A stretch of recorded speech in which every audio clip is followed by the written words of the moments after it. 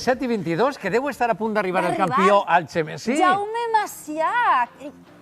I Ainhoa Matxí està amb ell. Ainhoa, conta'ns. Ximo, Gemma, per així ja està tot preparat per a que comence, per a rebre al campió i per així tenim a la família, els pares de la criatura, per a que ens conten. Lídia, conta'ns, esperaves que el teu germà fora campió del món de Moto3? Jo, sincerament, sí que tenia l'espineta de que fora campió, però realment no pensava que anava a acabar tot tan bé i que anava a acabar per la porta gran, quedant primer, i decidir-se a una carrera del final del Mundial. I com vivireu la carrera? Molt emocionant. Jo a dia d'avui tinc mal de gola i tot de xis que vas pegar ahí. I escolta, Merce, tu com a mare, com vius les carreres? Patixes molt o què? Jo amagaeta. Amagaeta, i com viviràs tu el moment?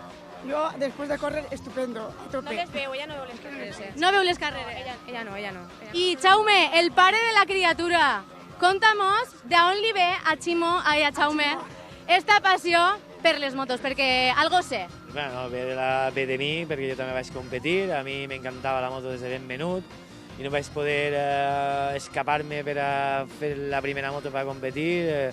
Ho vaig dutxar ja des dels 12-13 anys. M'agradava tot tipus d'esports, però la meva passió era la moto des de ben menut. I la inculcares ahí. I la vaig inculcar a ell. Però jo ho vaig fer més com una activitat, no? No vaig pensar en competir inicialment en ell, però en mesos, tenia 4 anys i mig, minimoto, ja anava tot molt a pressa. I, clar, ell, evidentment, en 3 anys ja anava en bici, sense rodes, era tot un talent en les rodes. Moltíssimes gràcies, família. I companys, ens quedem per així perquè en un momentet anem a rebre al campió de Moto3, així al Xemesí. Vamos! Ai, Ainhoa, com es nota que eres al Xemesí també tu,